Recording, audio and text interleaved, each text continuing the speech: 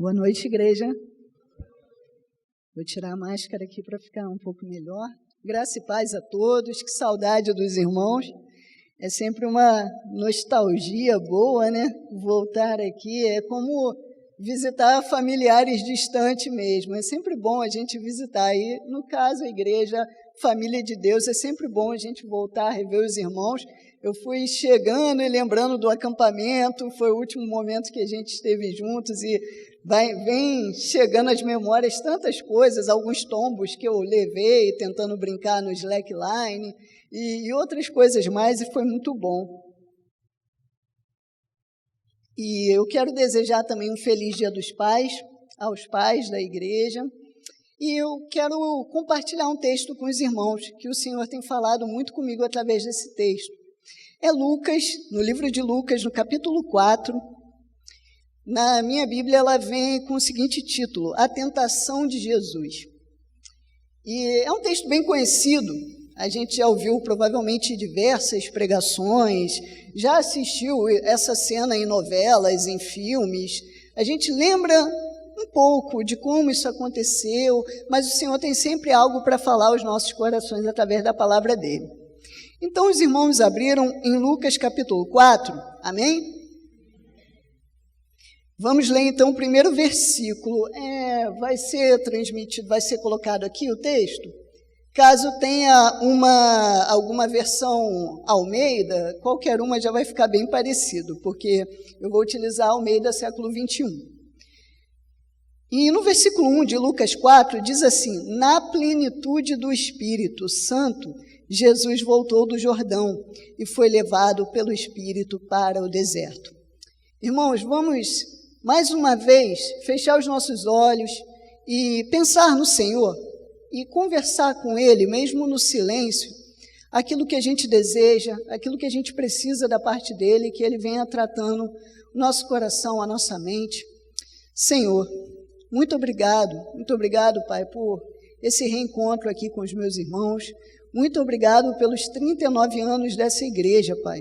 Muito obrigado pela história que o Senhor já escreveu na vida de cada um aqui e continua escrevendo, Pai, na história dessa igreja. Muito obrigado por tudo aquilo que o Senhor já fez e ainda vai fazer. Pai, trata conosco aquilo que o Senhor tem para tratar, fala aos nossos corações, Pai, e ilumina a nossa mente para entender as maravilhas da sua palavra, Pai. Em nome de Jesus, amém. Irmãos, eu gostei muito quando eu estava em casa e eu recebi no WhatsApp a imagem com esse tema, Vivendo a Atualidade Sem Perder a Identidade. Eu gostei muito da imagem e o quanto que a imagem bateu com a frase, porque às vezes não bate, né? Às vezes a gente vê umas imagens que não tem nada a ver com o texto, mas ficou muito lindo a questão dos prédios e os morros e a cruz, sem perder a nossa identidade, a identidade daquele que morreu na cruz, a identidade de Deus, a identidade de filhos de Deus, como filho de Deus que passou por aquela cruz, mas como a gente vê na imagem e sabe de cor, ele não está mais nela, ele saiu, ele ressuscitou. E a paisagem ali lembrou bastante Niterói e São Gonçalo, né? Então a gente já se sente em casa naquele ambiente. É interessante porque a gente inicia esse texto de Lucas, versículo 1, e quando eu leio isso, e eu penso, na plenitude do Espírito Santo, Jesus voltou do Jordão e foi levado pelo Espírito para o deserto. Jesus estava cheio do Espírito Santo de Deus. Já se sentiu assim? Eu vou falar, algumas vezes eu já me senti assim, não é sempre, mas em alguns momentos você sente algo diferente. Deus fala fácil com você e você entende fácil. Você simplesmente ora, vai ler uma Bíblia. Outro dia eu estava lendo a Bíblia em Mateus. Aí eu estava lendo a genealogia e eu comecei a ler os nomes e comecei a chorar em casa. Eu fiquei, que é isso? É só nome. Quem chora lendo genealogia? Mas eu comecei a pensar na genealogia de Jesus, em tudo que aconteceu na história dele, e lembrando da minha história também, do que aconteceu comigo, e isso vai muito da nossa identidade. Porque Jesus é o Filho de Deus, ele é o próprio Deus, e nesse episódio em específico, ele está cheio do Espírito Santo de Deus, coisa que ele divide com a gente. Coisa que não é impossível para nós. Nós também precisamos buscar isso, ser cheios do Espírito de Deus. estar mergulhados na água a ponto de só ver o Espírito e não nós, de uma maneira que aonde a gente vá, a gente abençoe, de uma maneira que aonde a gente vá, a gente alegre, e são tempos difíceis. Só que tem algo um pouco contraditório com a maioria das coisas que a gente ouve por aí. A maioria das vezes a gente acha que estar cheio do Espírito é não ter problemas, é que é só vitória, é que tudo vai indo bem e tudo vai dar certo, onde eu pisar a planta dos meus pés prosperarei, e por aí vai. E a gente vai começar a pensar dessa maneira. A vida lá do youtuber cristão, a vida da pessoa lá do Instagram, da rede social cristã é maravilhosa. Ele é perfeito, olha, ele é cheio do Espírito. Olha que família linda, que filho lindo, e está tudo sempre bom. Olha o carrão, olha o emprego, olha isso, olha aquilo. Só que tem um porém, e a Bíblia é cheio desses poréns. É cheio dos contrastes. É maravilhoso ler a Bíblia e você vai vendo contrastes, né? É incrível. Todo mundo vai concordar comigo que, por exemplo, mentir é pecado. Mentir é pecado. Mas certa vez Raabe não mentiu para esconder aqueles homens de Deus? É porque Deus está muito acima, às vezes, da nossa moral humana e a gente precisa ter o discernimento para entendê-lo e pedir a Ele isso. Só que, voltando aqui, esquecendo a Raabe e voltando para a tentação, Jesus está cheio do Espírito. E por que ele está cheio do Espírito? Lembra que é Dia dos Pais? Se a gente voltar um pouquinho, no capítulo 3 de Lucas, no versículo 21 e 22, diz assim, é o batismo de Jesus. Semana passada teve batismo lá na igreja e é lindo de ver batismo. E a gente vai lembrando do nosso próprio batismo. Eu me batizei no dia 30 de junho. Estava um frio, que os irmãos não têm noção. E aquela água gelada foi na igreja Batista do Caramujo. E, meus irmãos, se eu achar a foto, deve ter fotos lá na casa da minha mãe, provavelmente, até na foto eu estou tremendo. Naquela época não tinha essa tecnologia, mas eu estava tremendo como se fosse ali um GIF mesmo da internet. Mas se a gente voltar aqui, no 21 e 22, o batismo de Jesus. Depois que todo o povo fora batizado, e Jesus também, enquanto ele orava, o céu se abriu. Dá para imaginar isso? O céu se abriu, mas como é isso? Tinha nuvens, não tinha nuvens? Como que o céu se abre? O céu se abriu. É o que está escrito na palavra. No 22, e o Espírito Santo desceu sobre ele em forma corpórea, como uma pomba. E uma voz disse do céu, Tu és o meu filho amado, em ti me agrado. Fica mais bonito com Cid Moreira fazendo a voz de Deus, né? Mas deu para os irmãos entenderem. Tu és o meu filho amado, em quem me agrado. Foi o que o pai falou para o filho. É Dia dos Pais. É o que o pai fala para a gente também. Ele se alegra em nós. Ele tem alegria em nós como filhos dele. Porém, a gente precisa retribuir. Não existe amor quando um só ama. E talvez situações assim, né, que a gente vai vendo, acontece muitas coisas um pouco bizarras até, que a gente começa a querer estudar Deus, começa a querer separar Deus em critérios e ter opiniões meio adversas sobre Deus. E é interessante porque eu estava pensando nisso essa semana, e é incrível, né? Porque eu sou casado, vou fazer 5 anos de casado, mas pouco me interessa saber como o funcionamento dos glóbulos brancos e vermelhos na corrente sanguínea da minha esposa Isabel. Pouco me interessa saber como funciona o apêndice dela. Eu quero ter um relacionamento com ela. Só que parece que a gente se esqueceu do relacionamento com Deus e fez de Deus um objeto de estudo apenas. A gente precisa estudar a palavra, a gente precisa buscar ao Senhor em oração e na leitura. Mas não é simplesmente lá no meu horário de manhã, ou à tarde, ou à noite, vou lá, leio, aí estou com o meu devocional do lado, pego a canetinha, marquei que li, agora só amanhã. Ou só 2, 3 dias depois. Porque isso não é relacionamento, isso é estudo. É como ir para a escola, estuda lá de manhã, vai para um curso, estuda, marcou o que fez e depois não quer saber mais, porque aquilo passou.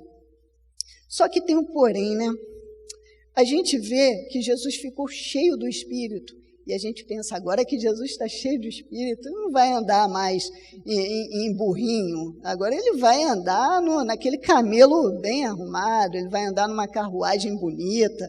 Agora ele vai ser adorado de fato. Agora as pessoas vão dar a melhor beca ali para ele. Agora ele vai andar. Não, Jesus é levado para o deserto. E com que objetivo? Para ser tentado pelo diabo. Mas você fica cheio do Espírito Santo e fica cheio de problema ao mesmo tempo? Porque eu estou cheio do Espírito, e aí eu vou para onde? Agora eu vou vir aqui para Centenário Culubandê, vou adorar, vou louvar o Senhor, o pastor vai me elogiar, todo mundo vai gostar de mim, agora eu sou aquele irmão da oração, cheio do Espírito, mas também sou aquele irmão que às vezes vai ter muitos problemas. E os problemas vão vir. Só que quando os problemas vêm, e a gente passou por muitos problemas desde o ano passado até aqui, né? E continua passando. Não está fácil para ninguém. Mas quando os problemas vêm, a gente não pode se esquecer da nossa identidade. Quem nós somos. E nesse momento específico, o Pai acaba de falar para Jesus. Olha, o melhor para todos que estavam ali. O Pai acaba de falar, esse é o meu filho, nele eu me alegro, eu tenho alegria nele. E Jesus, Deus, certa vez falou para a gente também, Ele nos chamou, nos trouxe até aqui, com uma missão. Qual? Eu não sei nem a minha direito. Hoje eu estou aqui, amanhã Deus me manda para um outro lugar, amanhã eu estou, e Ele vai mandando, vai direcionando, e eu vou indo. E eu vou tentando fazer o máximo possível para cumprir a missão dEle. Mas Ele tem uma missão para nós, e a gente não pode esquecer disso. Não pode esquecer a nossa identidade nele, senão a gente perde. Sabe por quê? Porque quanto mais a gente buscar o Senhor, mais o inimigo vai tentar derrubar a gente.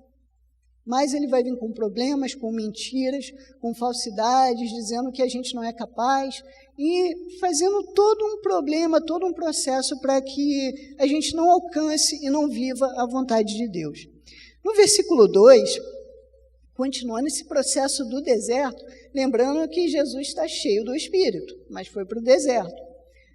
No versículo 2 diz assim, tendo sido tentado pelo diabo durante 40 dias, sem ter comido nada nesses dias, teve fome ao fim deles. Jesus teve fome, e meus irmãos, a minha esposa já sabe quando eu estou com fome, porque quando eu estou com fome eu fico mal-humorado. Eu começo a reclamar, alguma coisa não está legal. Agora imagina 40 dias sem comer nada. Mas são 40 dias sem comida, mas cheio do Espírito. E nesses 40 dias, o diabo tentando ele, o diabo provando ele. Algumas das tentações estão aqui, estão registradas no Evangelho e na Palavra, para que a gente aprenda, porque Deus quer ensinar algo para a gente, mas nem todas estão. Foram 40 dias de tentação, não foi um dia, não foi meia hora, e é incrível como que às vezes por situações bobas, a gente acorda, acontece alguma coisa dá errado, faltou luz, estou sem internet, a gente já começa a cair. Mas como que eu vou trabalhar aqui home office se eu não tenho internet? E aí a gente reclama, aí a gente xinga, aí a gente começa a murmurar, se esquecendo de quem é o nosso Deus. Quem é o nosso Pai, se esquecendo qual a nossa identidade. É interessante porque meu pai é o Geraldo. E quando eu era criança e adolescente, por onde eu andava no bairro, com ele ou sem ele, algumas pessoas que eu nem conheço viravam e falavam assim, ali o Geraldinho, Geraldinho, Geraldinho. Eles me identificavam com alguma semelhança com o meu pai, ou sabiam que eu era filho do meu pai. Mas será que aonde a gente vai, as pessoas sabem que somos filhos de Deus? Identificam alguma semelhança de Deus em nós?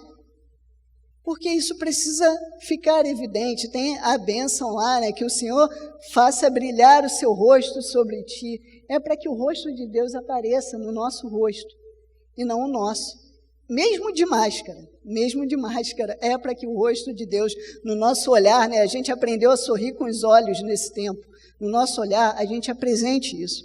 E tendo sido tentado pelo diabo durante 40 dias, sem ter comido nada nesses dias, teve fome ao fim deles. Interessante que Jesus ficou 40 dias só foi ter fome no último dia. Gente, é algo realmente só muito cheio do Espírito Santo para ter fome no último dia. E o interessante é que se a gente voltar um pouquinho na Bíblia, lá no povo atravessando o deserto também, ali uns 40 dias, e o povo atravessando o deserto ali com Moisés, olha, não precisou chegar até o último dia para eles começarem a murmurar e reclamar, não. Começaram a ofender Deus, a blasfemar contra Deus e por aí vai.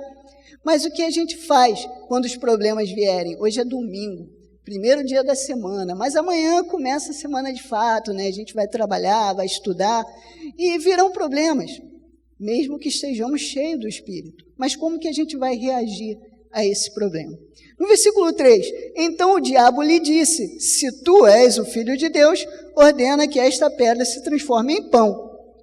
Olha o que o diabo faz, já coloca uma dúvida, se tu és o Filho de Deus, mas é só pegar a minha identidade, está ali na minha bolsa, ali a carteira, é só pegar a minha identidade que está lá, a prova, Filho de Geraldo da Silva Rodrigues, ou Rodrigues da Silva, eu sempre erro o nome, mas bem, está lá o nome. É a prova de que eu sou filho. E eu tenho certeza disso, e muitas pessoas têm a certeza absoluta disso. Você tem a certeza de quem você é filho, ou de que você tem um pai, mesmo que talvez você não o tenha conhecido.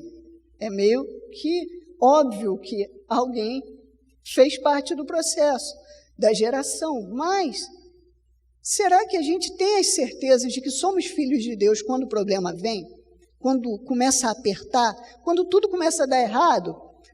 Quando eu tento uma prova e não passo, quando falta luz, falta internet na hora do trabalho, falta luz na hora do seu jogo de futebol, sei lá, quando todas as coisas vão acontecendo de ruim na nossa vida e a gente já não sabe mais para onde correr.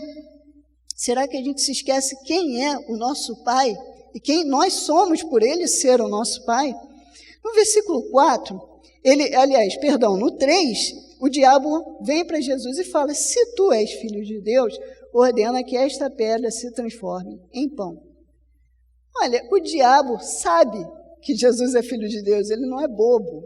Ele está aí há bastante tempo na história, ele já vinha causando problema muito tempo antes desse momento. E ele joga, não é porque ele não acredita, ele acredita, é porque ele quer causar a dúvida no próprio Jesus, se é que ele poderia conseguir. E ele faz a mesma coisa com a gente. Ele sabe que nós somos filhos de Deus. E ele vai fazer a gente duvidar até disso.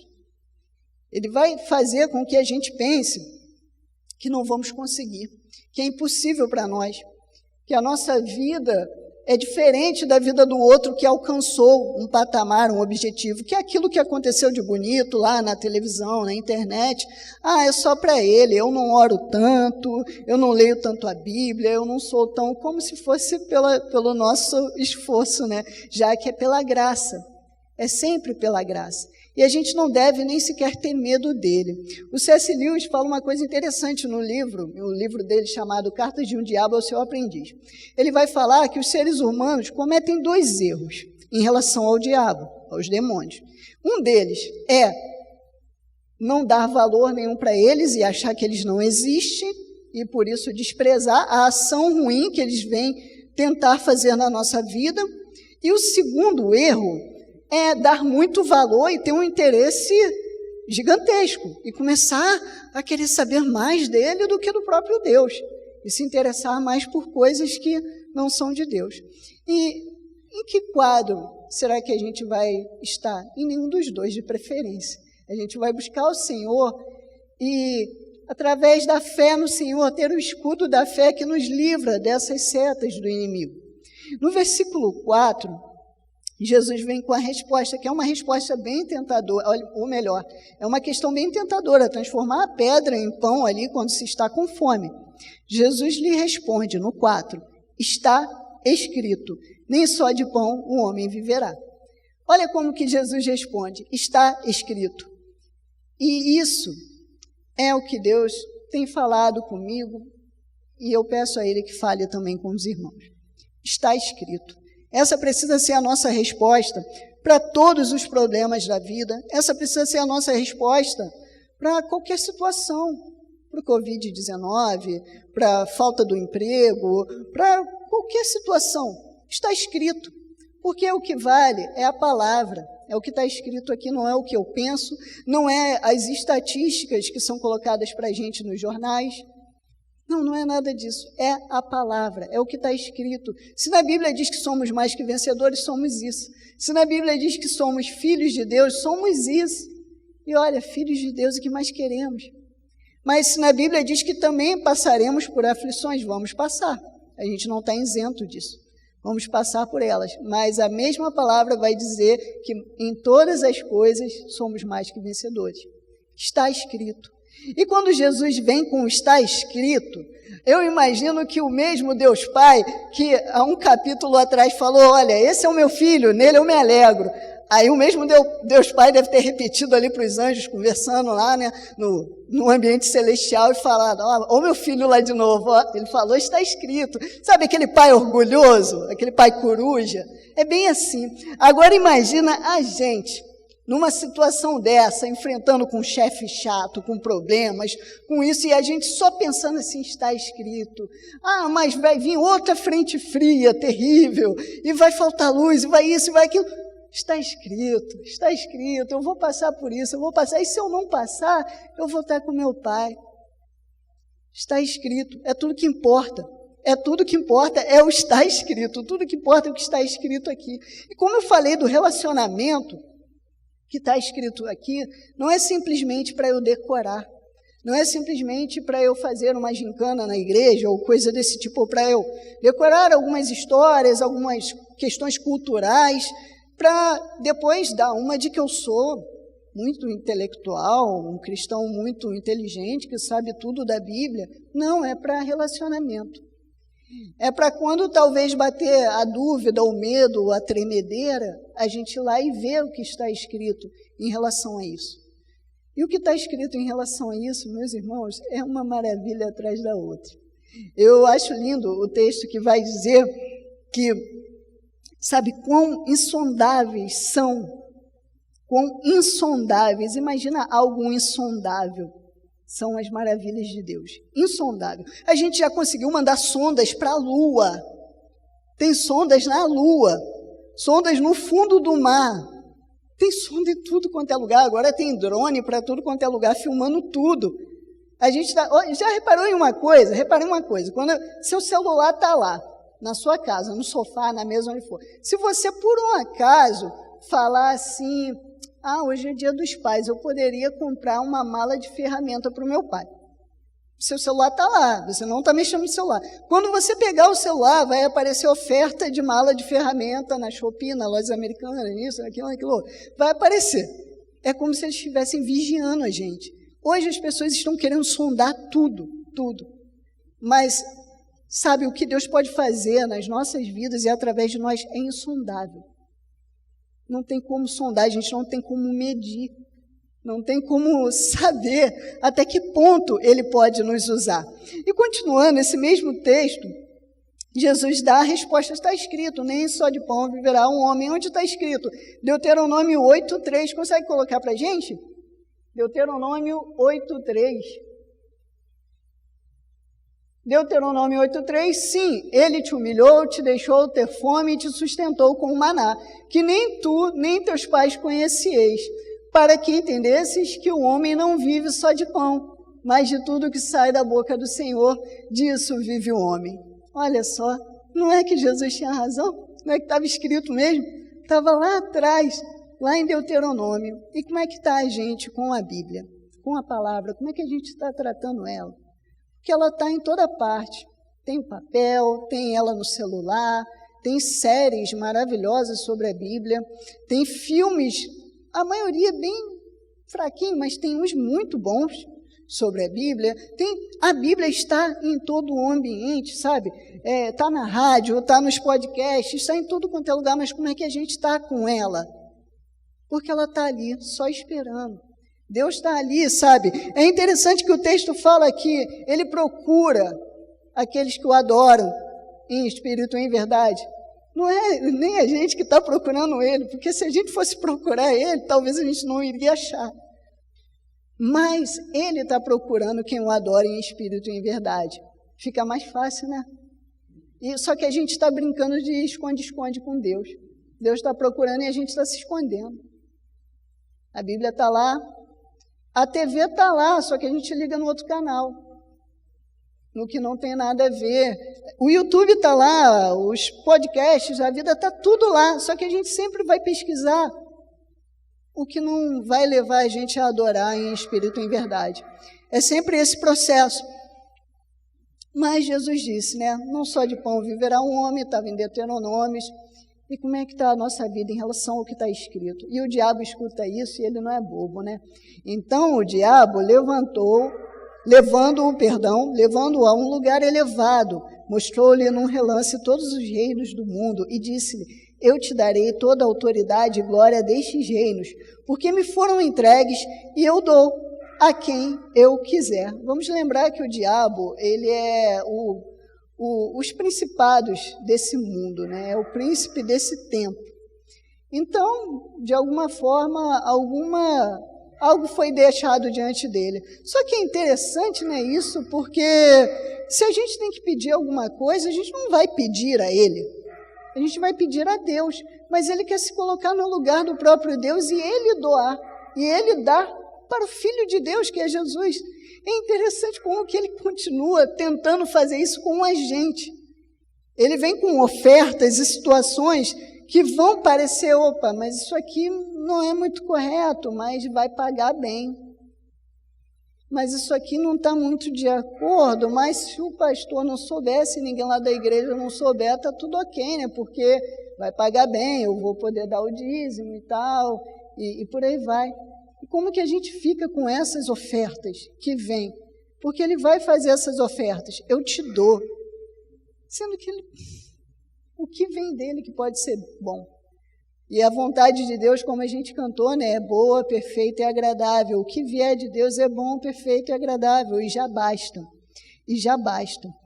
Mas, continuando, no versículo 6, e disse-lhe: eu te darei toda a autoridade e glória destes reinos, porque me foram entregues, e os dou a quem eu quiser. O reino desse mundo está com o príncipe deste mundo. Mas em qual mundo? Para onde a gente quer viver? Voltando ao C.S. Lewis, eu gosto bastante dele, né? Ele vai falar certa vez que quando ele olha para esse mundo e ele não encontra nada que o satisfaça plenamente, só significa uma coisa para ele, que ele não foi feito para esse mundo. Nada nunca vai satisfazer a gente plenamente aqui. Nós não estamos aqui, a gente precisa começar a pensar na próxima casa, no reino dos céus. A gente precisa começar a pensar que no meu churrasco de final de semana do reino dos céus, eu quero que os meus amigos estejam lá. E se eles ainda não querem, eu vou dar um jeito de colocar essa ideia na cabeça deles. Sabe, eu vou orar, eu vou jejuar pela vida deles, eu vou tentar testemunhar, eu vou amar, eu vou cuidar, eu vou me doar ao máximo para ter eles comigo lá depois no churrasquinho no final de semana no céu. Porque isso tudo aqui passa muito rápido. A gente olha muito para aqui. É impressionante. Eu lembro que quando eu tinha lá meus 12 anos, né, ficava ansioso para ficar mais velho. Eu vou ser independente, vou poder sair sozinho, vou poder fazer isso, fazer aquilo. Aí falavam assim para mim: quando você fizer 15, vai voar o tempo. Eu estou com 31 e parece, eu me lembro, sabe, eu queria voltar, porque passa muito rápido, gente. Passa muito rápido. E os irmãos aí, os pais, né, de hoje, dos dias, os pais sabem o quanto passa rápido o crescimento dos filhos. E vai vendo, e tem os avós, e a gente vai vendo o quanto a vida passa rápido. E o que importa de verdade é a vida plena. O que importa de verdade é a eternidade. A gente precisa se preocupar ou olhar um pouco mais para o céu. Mas o céu, ele precisa ser também vivido aqui. Então, eu preciso mostrar esse céu aqui, porque eu não quero ir sozinho para lá. Eu quero levar uma galera comigo. Sabe, eu lembro sempre do Roberto, do pastor Roberto, quando eu lembro do cantor Roberto Carlos. E o Roberto Carlos tem uma música, né, que ele fala: eu quero ter 1 milhão de amigos. E eu sempre gostei dessa música, porque é bacana ter amigos, né? Agora imagina ter 1 milhão de filhos na fé. Ter 1 milhão de pessoas para você pregar, para você orar por elas. E nessa pandemia, especificamente, o celular não para. O WhatsApp não para, acho que não tem um dia que não para de chegar pedido de oração. Eu não sei, acho que eu já estou em uns 5 grupos de pedido de oração, e vai chegando, e se deixar, a gente, de fato, quando chega para mim, se deixar, eu esqueço.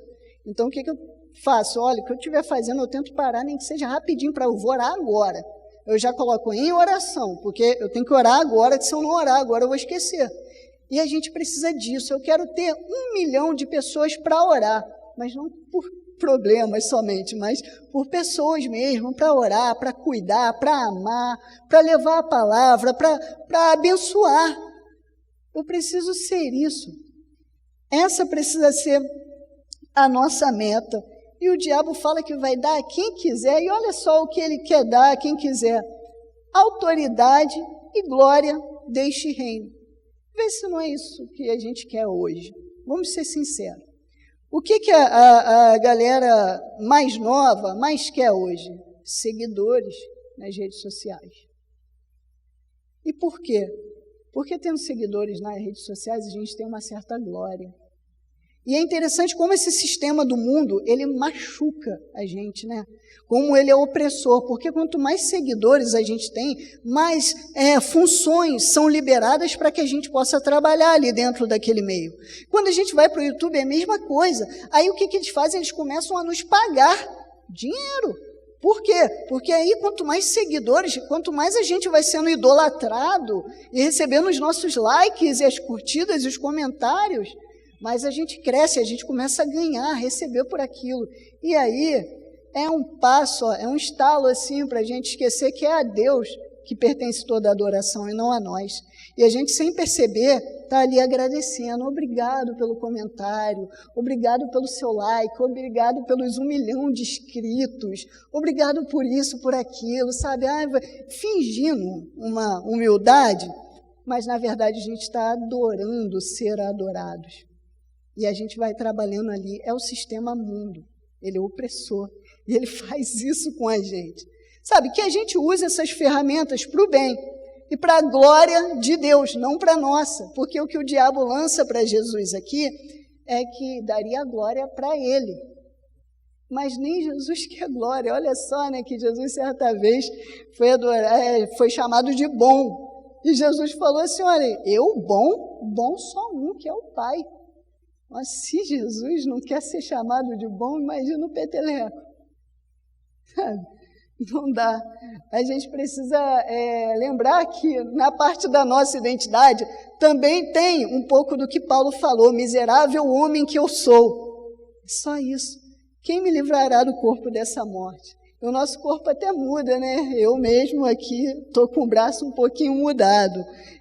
É isso, é vida. A gente vai passando por essas situações.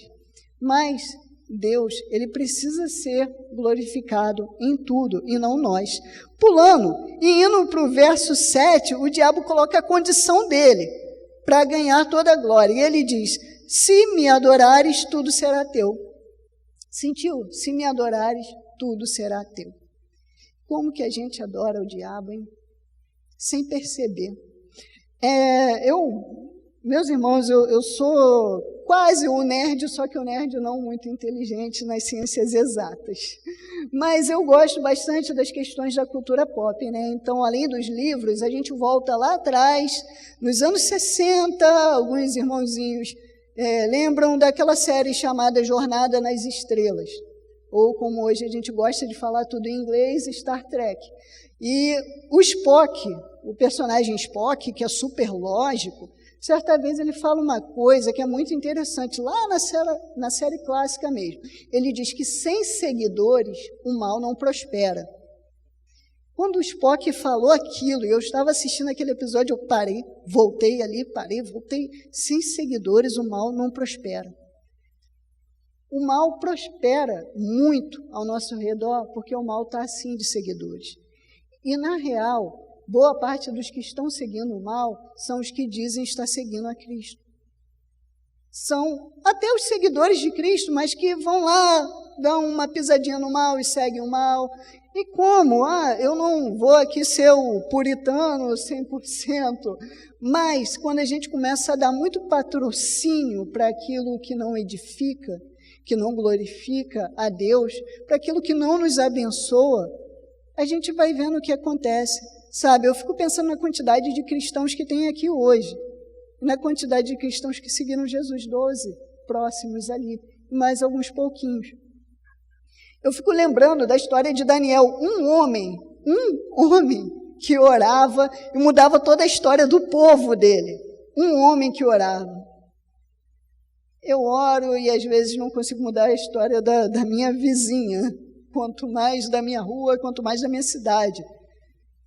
E a gente precisa buscar a comunhão, o relacionamento com esse Deus, para que a gente viva o que está escrito, para que a gente sempre saiba o que está escrito, para que a gente tenha confiança e a segurança no que está escrito, não nas circunstâncias. Senão a gente começa a seguir o mal, e a gente começa a colaborar com a frase que o Spock falou. E é triste, né? É triste. Agora imagina se os cristãos recusassem.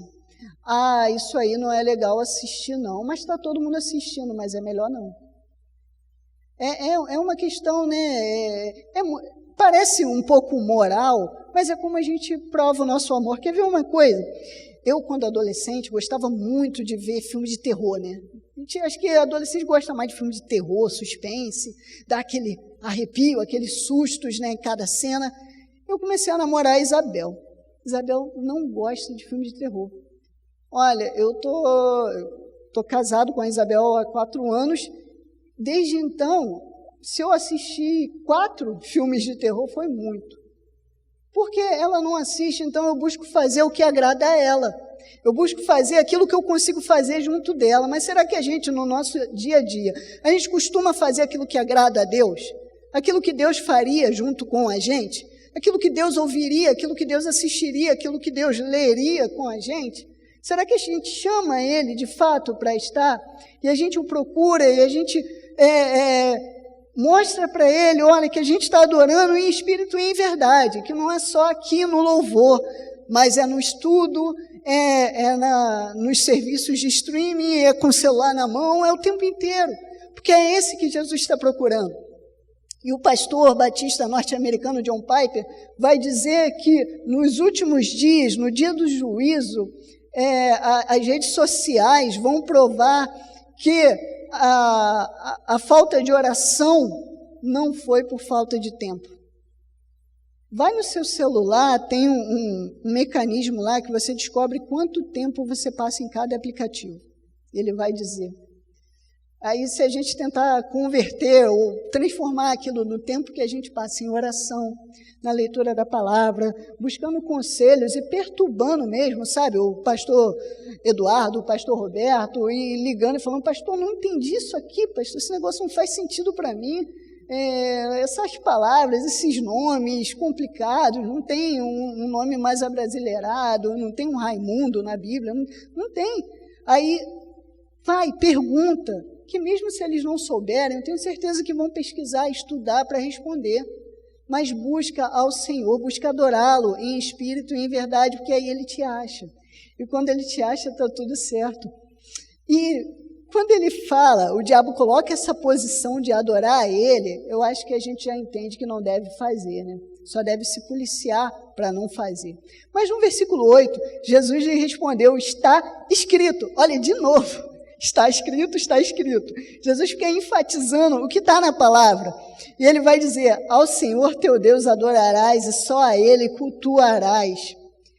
Verso 9. Em seguida, levou-o a Jerusalém, colocou-o na parte mais alta do templo e lhe disse, se tu és filho de Deus, lança-te daqui abaixo. Lembra, volta lá no capítulo 3, no versículo 21 e 22, quando Deus fala para todo mundo ouvir e ainda deixa registrado para a gente, séculos depois, também ler. esse é o meu filho e eu me alegro. Aí o diabo chega e fala, se você é filho dele, se joga, pula aí. Sabe, é meio irracional, porque a gente sabe que a gente é filho do Senhor, Jesus sabe que é filho do Senhor. Então a gente não pode mais cair nessas artimanhas, nessas pegadinhas. E Jesus, mais uma vez, em seguida, ou melhor, no verso 10, ele vai falar, adivinha o quê? Porque está escrito. Porque está escrito. Aos seus anjos ordenará a teu respeito que te guardem.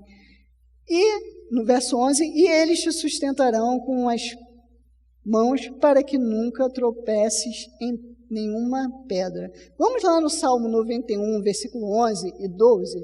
Salmo 9:1 é um salmo que, alguns anos atrás, tinha bastante quadro, né, nas nossas casas com Salmo 91. Salmo 9:1, 11 e 12. Porque ele dará ordem a seus anjos a teu respeito para que te protejam em todos os teus caminhos. Eles te sustentarão nas mãos para que não tropeces em alguma pedra. Olha só como tanto Jesus é preciso na palavra. Olha isso.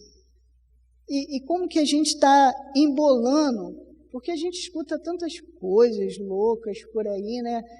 Como eu falei, é uma bênção a gente ter todos esses mecanismos e meios de estar em contato com a Bíblia.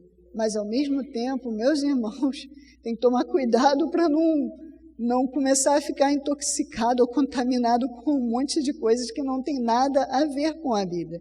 E, via de regra, quando a gente vai para a Bíblia, a gente percebe, só que a gente tem um pouquinho de preguiça, né?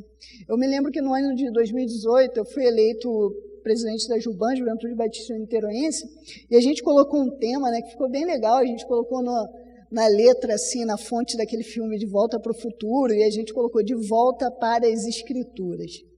Era para voltar às Escrituras, porque está muito fácil a gente crer em música, está muito fácil a gente crer no youtuber, está muito fácil a gente crer no escritor, mas na Bíblia está complicado, né?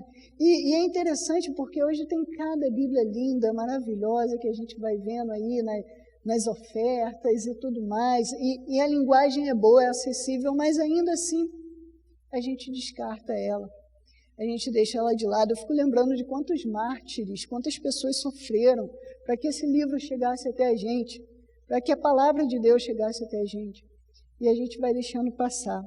Mas Jesus, ele sempre fala, está escrito.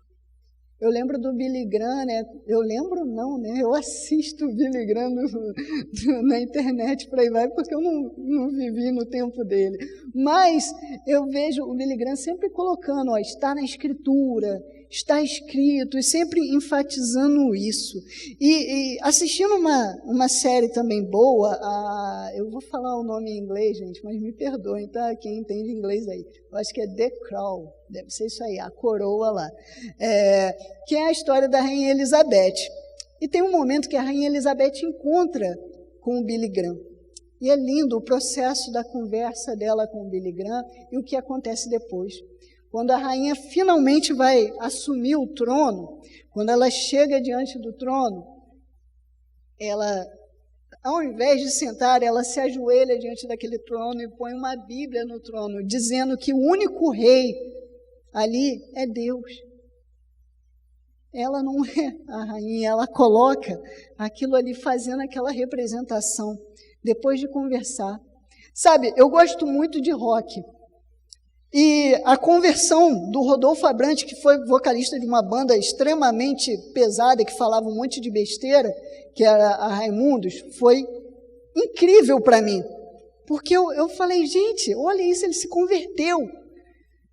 E alguns tempos eu orava mesmo, sabe? Hoje eu confesso que eu estou falhando nessa parte de ficar orando pelos famosos, assim, pelos músicos. E um outro guitarrista de uma banda famosa americana se converteu também e eu fiquei feliz da vida. Mas há pouco tempo atrás, a galera do Raimundos, que tinha uma briga com o Rodolfo porque ele virou crente, separou dele, eles retaram a amizade. Sabe o que aconteceu? na última live que o Raimundos transmitiu no YouTube, eles cantaram a música Eu Navegarei no Oceano do Espírito. Uma conversa com um crente. O reatar a amizade com um crente fez a banda que canta mais podridão, mais lixo, cantar Eu Navegarei no Oceano do Espírito. E falar que aquela música ali tocou o coração dele. Olha isso, olha o tipo de influência que a gente pode gerar nesse mundo, se a gente viver a nossa identidade nessa atualidade. Mas o que acontece é que a gente acaba se camuflando, acaba chegando nesses momentos e fazendo o que o Spock falou e começando a patrocinar o inimigo, a seguir o inimigo. Mas a gente vai lá, pular já para o versículo 12, porque eu já devo estar aqui iniciando uma vigília, mas no versículo 12 do capítulo 4 de Lucas, diz assim: mas Jesus lhe respondeu, foi dito, não tentarás o Senhor teu Deus. Deuteronômio 6,16 para a gente. Deuteronômio 6,16. Não coloqueis à prova o Senhor vosso Deus, como fizeste em Massá. Olha, Jesus falando de novo o que está escrito. Mas, dessa vez ele nem falou está escrito novamente, mas botou ali, Jesus lhe respondeu, foi dito, não tentarás o Senhor teu Deus. E a gente começa a fazer uma chantagem emocional, às vezes, com Deus, né? Barganhar com Deus. Deus, se você fizer isso, eu faço aquilo. Aí, quando algo dá errado, a gente começa a pecar. E fala, mas você não me deu, se você tivesse me abençoado, eu não teria feito isso, Deus. A culpa não é minha, a culpa é sua, algo desse tipo. E no versículo 13, tendo o diabo acabado todo tipo de tentação, afastou-se dele até ocasião oportuna.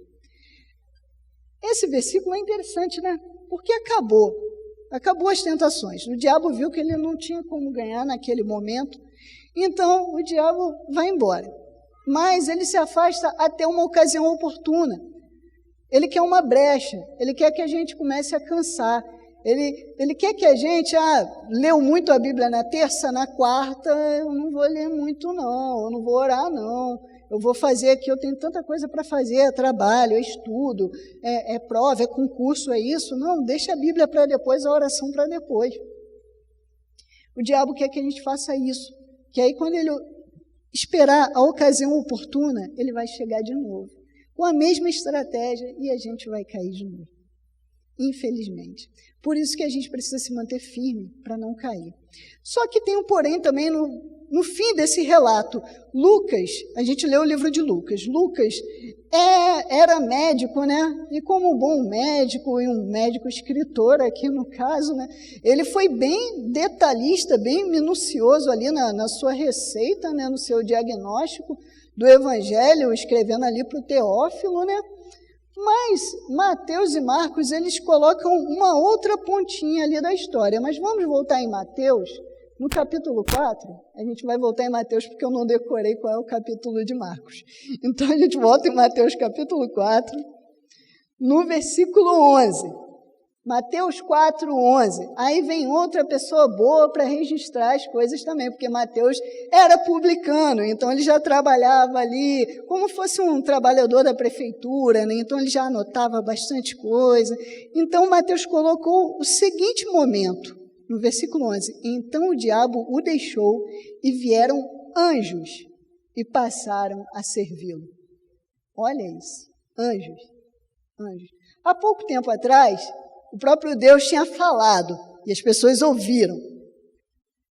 Esse é o meu filho em que eu me alegro. Aí o filho que alegrou o pai, ele cheio do Espírito, ele começa a conversar só na palavra. E ele vai conversando na palavra de Deus, e o que acontece em consequência disso? Anjos chegam. E tudo aquilo que foi oferecido para ele, tudo aquilo ali passou, e o próprio diabo se afastou. Mas quando o diabo se afastou, os anjos chegaram, provavelmente com coisas além daquilo que foi oferecido, em termos de comida, em termos de bebida, em termos de consolo. em termos de conforto, talvez até dando um recado, falando, olha, seu pai está lá, está alegre de novo, porque você mandou bem aí no está escrito. E como é que a gente está? Será que a gente está mandando bem no está escrito? A gente tem a vida inteira para ler esse livro. E a gente vai continuar lendo ele a vida inteira, uma vez, duas vezes, leu a Bíblia toda, vai lá, compra uma outra nova e lê em outra versão, e lê tudo junto ao mesmo tempo, mas leia, se alimente. A fome da palavra de Deus é diferente da fome humana. Hoje, graças a Deus, a glória de Deus, eu comi um churrasco. E eu cheguei da igreja, do culto da manhã, com tanta fome, mas com tanta fome, que tinha um pedaço lá de coxa que ninguém queria comer, porque era muito grande. O pessoal queria, eu comia aquele pedaço ainda, comia a carne, comia a linguiça, e fui comendo, e não parava de comer. Aí veio pé de moleque depois, e eu não gosto de pé de moleque, mas eu estava com fome, eu comi o pé de moleque, e comendo.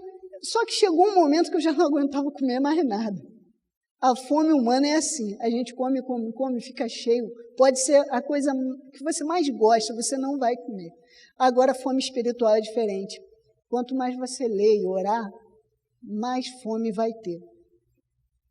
E na fome humana, se eu parar de comer, depois eu volto a sentir fome. Na fome espiritual, se eu parar de ler e orar, é bem difícil eu voltar a ter vontade de ler e orar. Porque tudo mais vai parecer mais atrativo. É temporada de série nova, é tanta coisa boa para a gente fazer, né? Para que ler a Bíblia? Tem tanta coisa, digamos assim, mais interessante, né? Mas, no final dessas lutas que a gente provavelmente ainda vai enfrentar muitas na nossa caminhada. E a gente resistindo às lutas, falando para nós mesmos, em primeiro lugar, está escrito, Gabriel, está escrito na palavra algo sobre você, que Deus tem um plano para a sua vida, que Deus tem uma missão para você. Vá, cumpra a missão, seja forte, corajoso, vá lá, viva o seu ministério, viva como o seu chamado, faça aquilo que está escrito na palavra, como um homem deve se comportar, como um marido deve se comportar, viva daquela maneira ali, faça. Que aí os anjos vêm nos servir. E é maravilhoso, irmãos. E a gente precisa começar, ou melhor, continuar a se deliciar mais e mais e mais com essa palavra. Eu gosto muito do final desse livro específico. A gente for lá para o finalzinho de Mateus, né?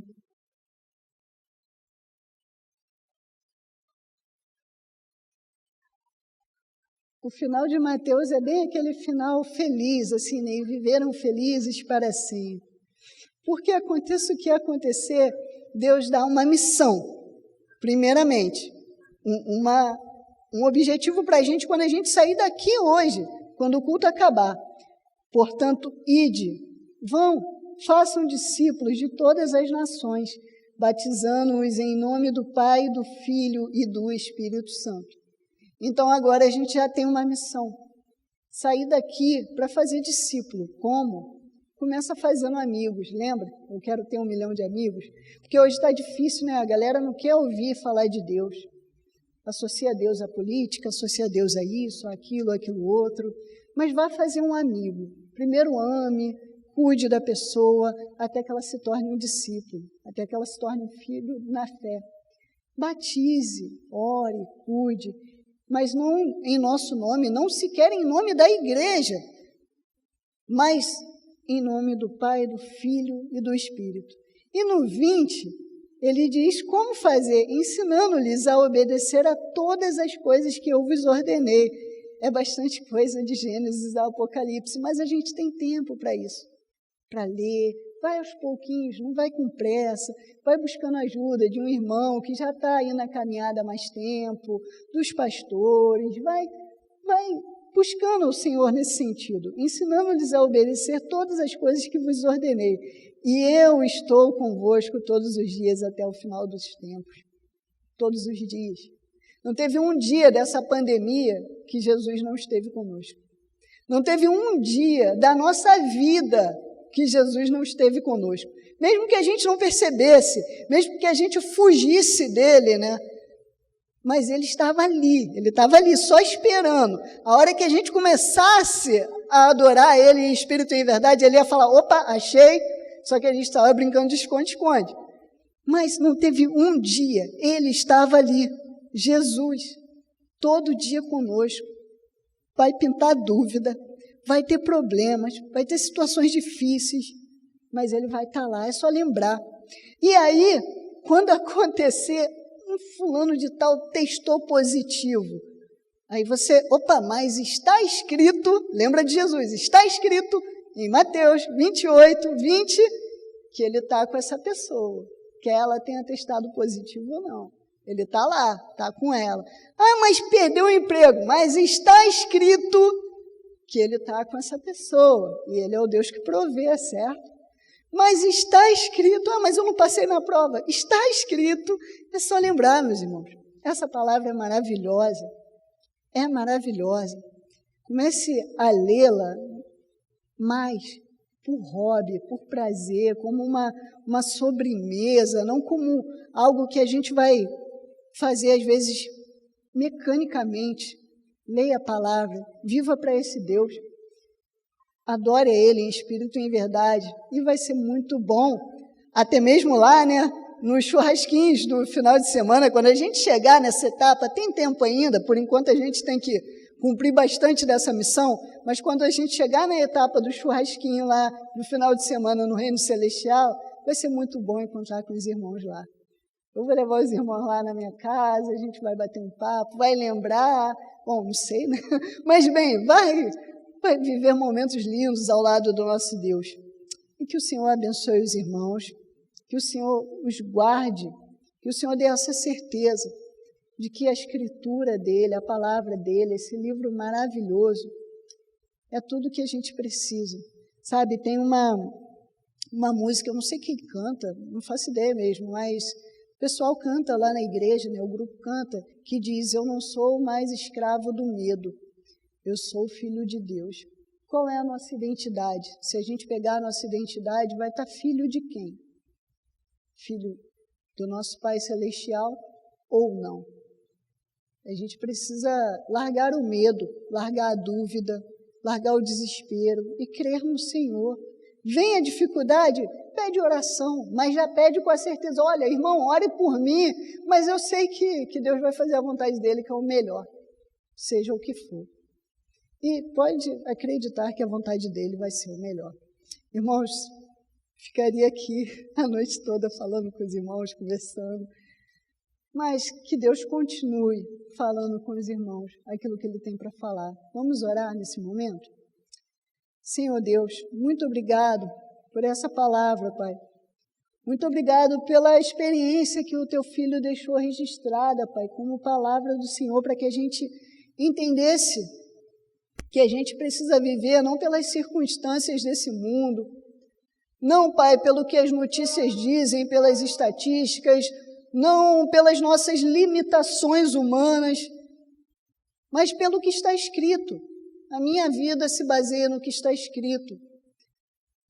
E, Pai, que possamos fazer parte desse povo, Pai, desse povo que nós vemos nas Escrituras que lutam para fazer a sua vontade, para viver a sua vontade. Queremos nos colocar diante do Senhor pedindo perdão dos nossos pecados, pedindo perdão do quanto a gente, às vezes, deixa de lado o Senhor, em busca de tantas outras coisas, Pai. Pedindo que o Senhor nos abençoe, nos ilumine, que a gente passe até mesmo a entender versículos que a gente nunca entendeu antes. Que o Senhor fale abertamente e claramente conosco, Pai. E nos use para pregar esse evangelho, para fazer amigos, fazer discípulos, para abençoar e amar pessoas, Pai. Para ser um canal de bênção. E muito obrigado, Deus, porque nesse Dia dos Pais, nós temos o Pai Celestial que cuida de nós, que nos ama, apesar das nossas falhas como filhos, Pai. Nós estamos dispostos a aprender com o Senhor. Por favor, nos ensina, Pai. Nos ensina a viver a sua palavra. São 39 anos de igreja, Pai. Abençoe essa igreja para a quantidade de anos que o Senhor ainda tem para ela, Pai. E muito obrigado por tudo que o Senhor realizou aqui e ainda vai realizar, Pai. Muito obrigado mesmo por essa extensão, Pai, da família de Deus que eu encontro aqui, esse carinho, essa comunhão tão gostosa, Pai. Muito obrigado por isso. Abençoe cada vez mais os pastores, Pai, cada irmão, cada um que tem participado da liderança, dos projetos, para que possam, de fato, receber do Senhor aquilo que passam adiante, Pai. Em nome de Jesus, eu oro. Abençoe-nos, Pai. Amém.